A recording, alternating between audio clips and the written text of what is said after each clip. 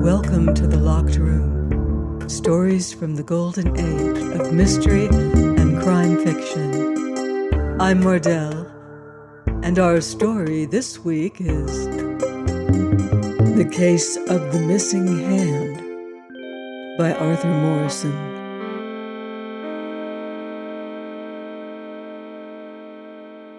I think I have recorded in another place Hewitt's frequent aphorism that there is nothing in this world that is at all possible that has not happened or is not happening in London. But there are many strange happenings in this matter-of-fact country, and in these matter-of-fact times that occur far enough from London. Fantastic crimes, savage revenges, medieval superstitions, horrible cruelty, though less in sight, have been no more extinguished by the advent of the 19th century than have the ancient races who practiced them in the Dark Ages. Some of the races have become civilized, and some of the savageries are heard of no more. But there are survivals in both cases. I say these things having in my mind a particular case that came under the personal notice of both Hewitt and myself, an affair that brought one upstanding with a gasp and a doubt of one's era. My good uncle, the Colonel, was not in the habit of gathering large house parties at his place at Ratherby, partly because the place was not a great one, and partly because the Colonel's gout was. But there was an excellent bit of shooting for 2 or 3 guns, and even when he was unable to leave the house himself, my uncle was always pleased if some good friend were enjoying a good day's sport in his territory. As to myself, the good old soul was in a perpetual state of offense because I visited him so seldom, though whenever my scant holidays fell in a convenient time of the year, I was never insensible to the attractions of the Ratherby stubble. More than once I had sat by the old gentleman when his foot was exceptionally troublesome, amusing him with accounts of some of the doings of Martin Hewitt, and more than once had my uncle expressed his desire to meet Hewitt himself, and commissioned me with an invitation to be presented to Hewitt at the first likely opportunity for a joint excursion to Ratherby. At length I persuaded Hewitt to take a fortnight's rest, coincident with a little vacation of my own, and we got down to Ratherby within a few days past September the 1st, and before a gun had been fired at the Colonel's bit of shooting. The Colonel himself we found confined to the house, with his foot on the familiar rest, and though ourselves were the only guests, we managed to do pretty well together. It was during this short holiday that the case I have mentioned arose. When I first began to record some of the more interesting of Hewitt's operations, I think I explained that such cases as I myself had not witnessed, I should set down in impersonal narrative form without intruding myself. The present case, so far as Hewitt's work was concerned, I saw, but there were circumstances which led up to it that we only fully learned afterwards. These circumstances, however, I shall put in their proper place at the beginning. The Fosters were a fairly old Ratherby family, of whom Mr. John Foster had died by an accident at the age of about 40, leaving a wife 12 years younger than himself and 3 children, 2 boys and 1 girl, who was the youngest. The boys grew up strong, healthy, out-of-door young ruffians with all the tastes of sportsmen and all the qualities, good and bad, natural to lads of fairly well-disposed character, allowed a great deal too much of their own way from the beginning. Their only real bad quality was an unfortunate knack of bearing malice and a certain savage vindictiveness towards such persons as they chose to consider their enemies. With the louts of the village they were at unceasing war, and indeed once got into serious trouble for peppering the butcher's son, who certainly was a great blackguard, with sparrow shot. At the usual time, they went to Oxford together, and were fraternally sent down together in their second year, after enjoying a spell of rustication in their first. The offense was never specifically mentioned about Ratherby, but was rumored of as something particularly outrageous. It was at this time, 16 years or thereabout after the death of their father, that Henry and Robert Foster first saw and disliked Mr. Jonas Sneathie, a director of penny banks and small insurance offices. He visited Ranworth, the Fosters' home, a great deal more than the brothers thought necessary, and indeed it was not for lack of rudeness on their part that Mr. Sneathie failed to understand, as far as they were concerned, his room was preferred to his company. But their mother welcomed him, and in the end it was announced that Mrs. Foster was to marry again, and that after her name would be Mrs. Sneathie. Hereupon there were violent scenes at Ranworth. Henry and Robert Foster denounced their prospective father-in-law as a fortune hunter, a snuffler, a hypocrite. They did not stop at broad hints as to the honesty of his penny banks and insurance offices, and the house straightway became a house of bitter strife. The marriage took place, and it was not long before Mr. Sneathie's real character became generally obvious. For months he was a model, if somewhat sanctimonious, husband, and his influence over his wife was complete. Then he discovered that her property had been strictly secured by her first husband's will, and that, willing as she might be, she was unable to raise money for her new husband's benefit, and was quite powerless to pass to him any of her property by deed of gift. Hereupon the man's nature showed itself. Foolish woman as Mrs. Sneathie might be, she was a loving, indeed an infatuated wife, but Sneathie repaid her devotion by vulgar derision, never hesitating to state plainly that he had married her for his own profit, and that he considered himself swindled in the result. More, he even proceeded to blows and other practical brutality of a sort only devisable by a mean and ugly nature. This treatment, at first secret, became open, and in the midst of it Mr. Sneathie's penny banks and insurance offices came to a grievous smash all at once, and everybody wondered how Mr. Sneathie kept out of gaol. Keep out of gaol he did, however, for he had taken care to remain on the safe side of the law, though some of his co-directors learned the taste of penal servitude. But he was beggared, and lived, as it were, a mere pensioner in his wife's house. Here his brutality increased to a frightful extent, till his wife, already broken in health in consequence, went in constant fear of her life, and Miss Foster passed a life of weeping misery. All her friends' entreaties, however, could not persuade Mrs. Sneathie to obtain a legal separation from her husband. She clung to him with the excuse, for it was no more, that she hoped to win him to kindness by submission, and with a pathetic infatuation that seemed to increase as her bodily strength diminished. Henry and Robert, as may be supposed, were anything but silent in these circumstances.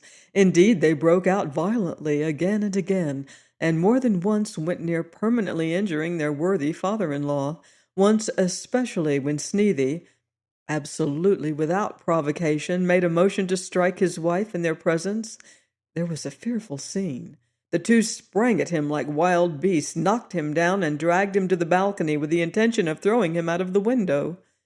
But Mrs. Sneathie impeded them, hysterically imploring them to desist. "If you lift your hand to my mother, roared Henry, gripping Sneedy by the throat till his fat face turned blue, and banging his head against the wall. "If you lift your hand to my mother again, I'll chop it off. I will! I'll chop it off and drive it down your throat." "We'll do worse," said Robert, white and frantic with passion. "We'll hang you! Hang you to the door! You're a proved liar and a thief, and you're worse than a common murderer. I'd hang you to the front door for twopence." For a few days, Sneedy was comparatively quiet, cowed by their violence. Then he took to venting redoubled spite on his unfortunate wife, always in the absence of her sons, well aware that she would never inform them. On their part, finding him apparently better behaved in consequence of their attack, they thought to maintain his wholesome terror, and scarcely passed him without a menace, taking a fiendish delight in repeating the threats they had used during the scene by way of keeping it present to his mind. "Take care of your hands, sir," they would say. "Keep them to yourself, or by George, we'll take 'em off with a billhook."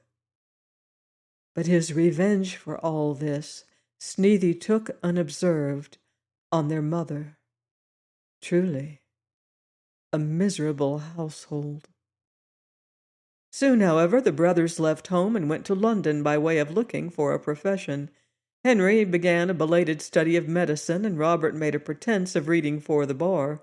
Indeed, their departure was, as much as anything, a consequence of the earnest entreaty of their sister, who saw that their presence at home was an exasperation to Sneedy and aggravated her mother's secret sufferings. They went, therefore, but at Ranworth things became worse.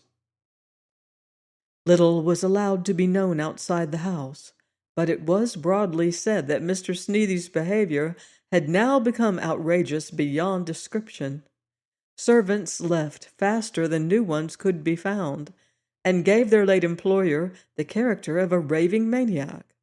Once, indeed, he committed himself in the village, attacking with his walking stick an inoffensive tradesman who had accidentally brushed against him, and immediately running home.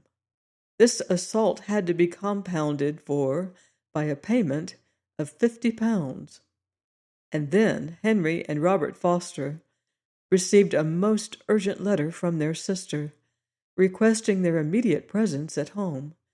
They went at once, of course, and the servant's account of what occurred was this. When the brothers arrived, Mr. Sneedy had just left the house. The brothers were shut up with their mother and sister for about a quarter of an hour, and then left them and came out to the stable yard together. The coachman, he was a new man who had only arrived the day before, overheard a little of their talk as they stood by the door. Mr. Henry said that the thing must be done and at once. There are two of us, so that it ought to be easy enough. And afterwards Mr. Roberts said, "You'll know best how to go about it, as a doctor." After which Mr. Henry came towards the coachman and asked in what direction Mr. Sneedy had gone. The coachman replied that it was in the direction of Ratherby Wood, by the winding footpath that led through it.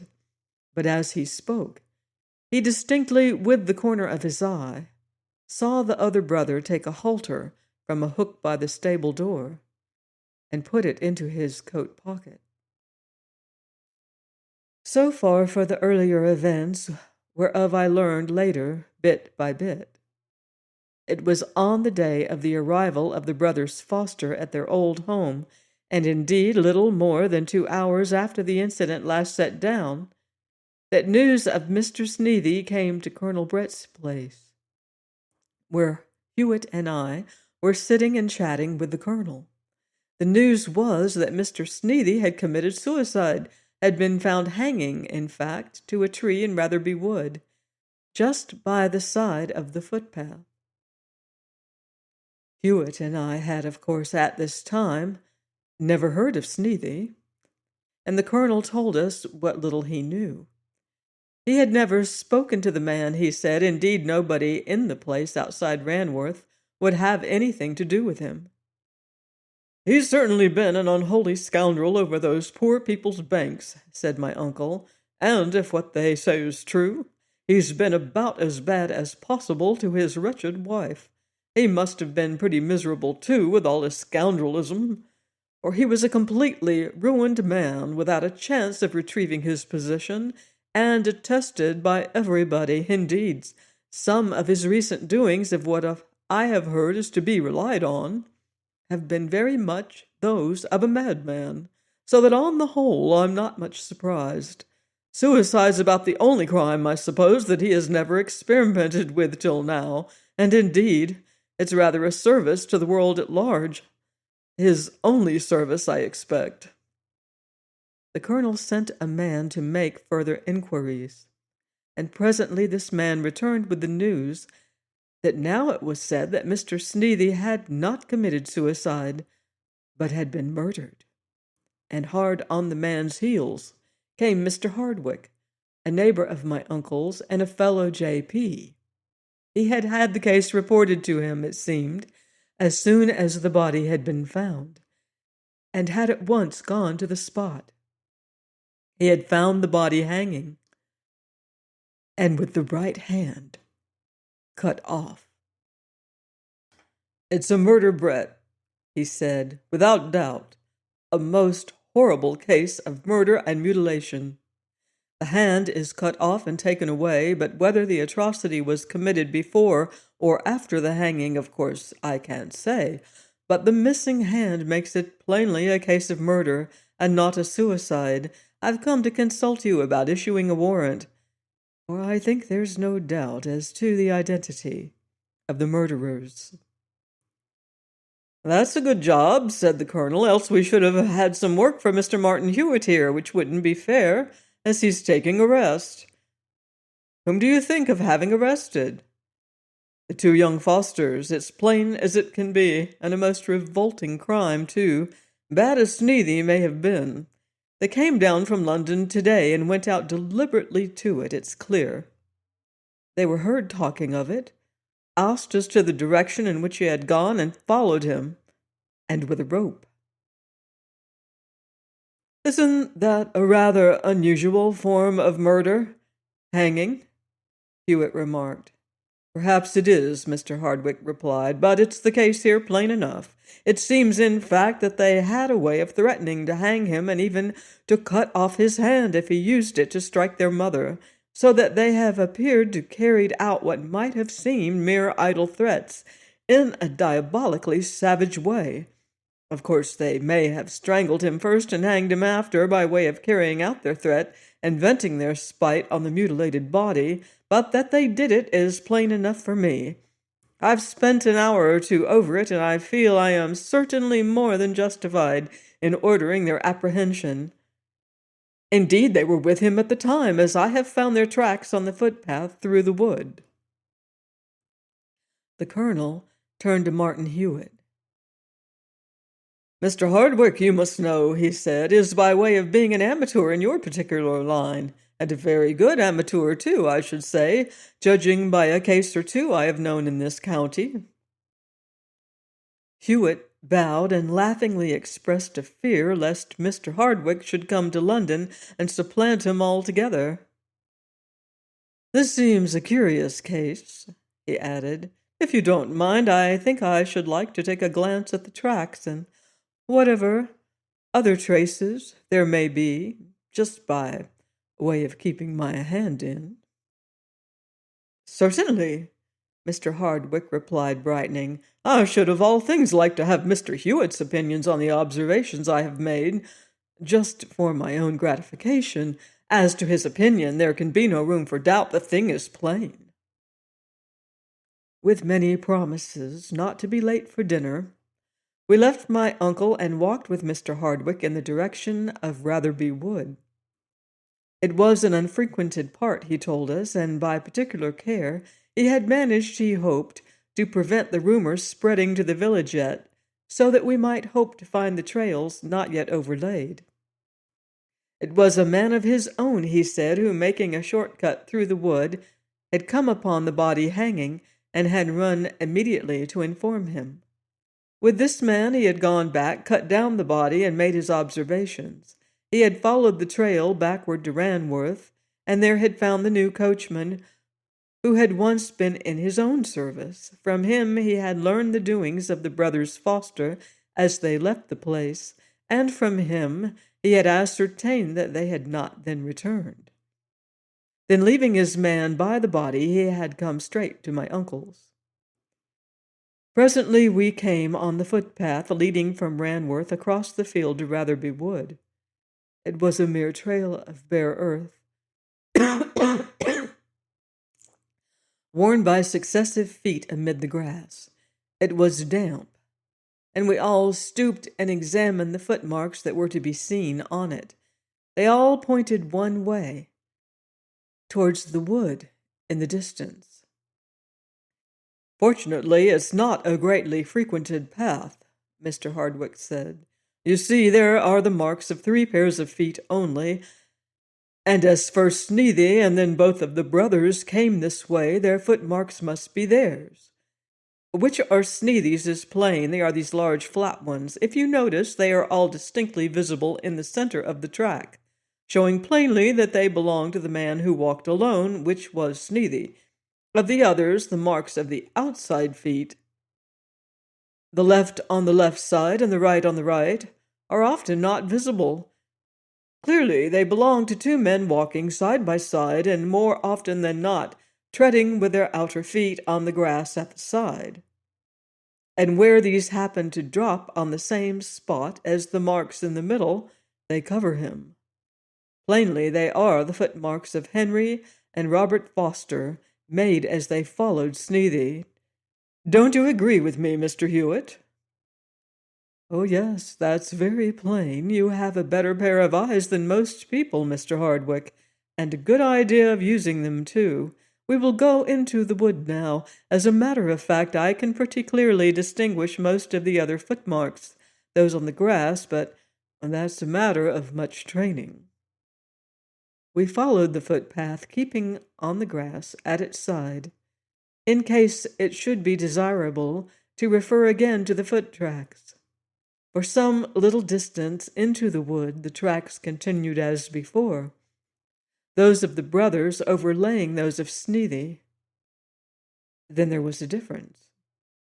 The path here was broader and muddy because of the proximity of trees, and suddenly the outer footprints separated, and no more overlay the larger ones in the center, but proceeded at an equal distance on either side of them. "See there!" cried Mr. Hardwick, pointing triumphantly to the spot. "This is where they overtook him and walked on either side. The body was found only a little farther on. You could see the place now if the path didn't zigzag about so." Hewitt said nothing, but stopped and examined the tracks at the sides with great care and evident thought, spanning the distances between them comparatively with his arms. Then he rose and stepped lightly from one mark to another, taking care not to tread on the mark itself. "Very good," he said shortly on finishing his examination. "We'll go on." We went on and presently came to the place where the body lay.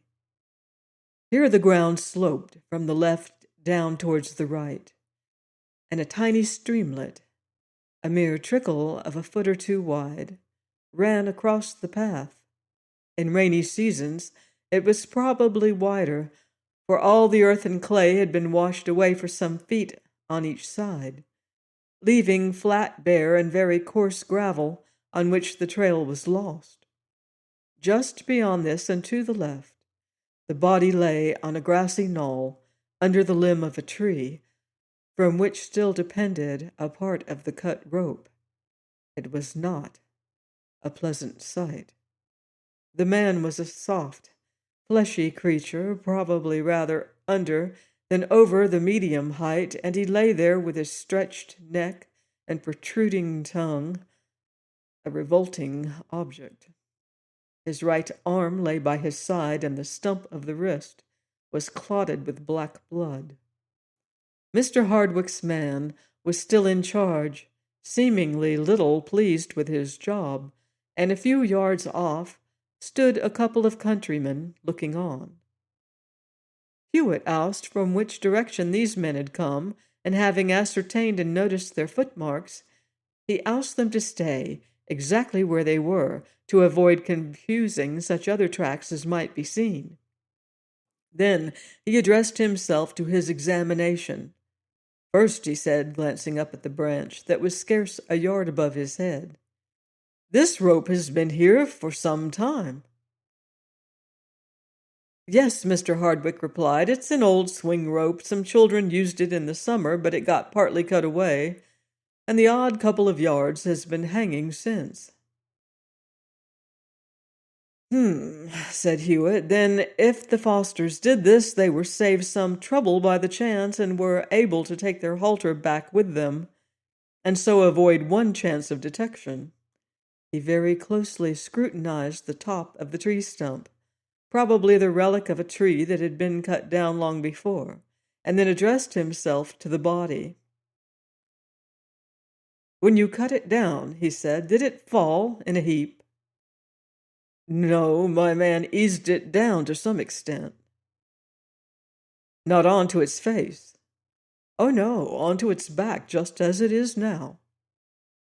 Mr. Hardwick saw that Hewitt was looking at muddy marks on each of the corpse's knees, to one of which a small leaf clung, and at one or two other marks of the same sort on the forepart of the dress.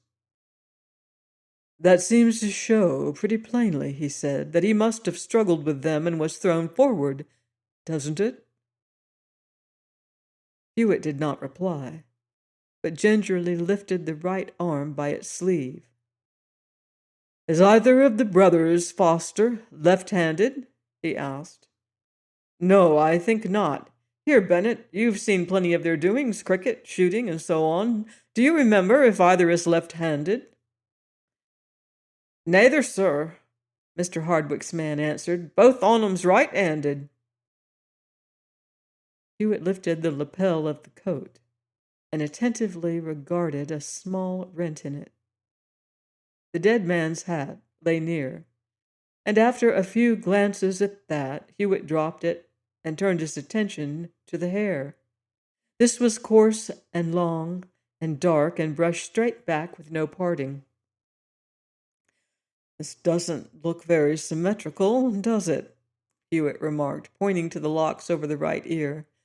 They were shorter just there than on the other side, and apparently very clumsily cut, whereas in every other part the hair appeared to be rather well and carefully trimmed.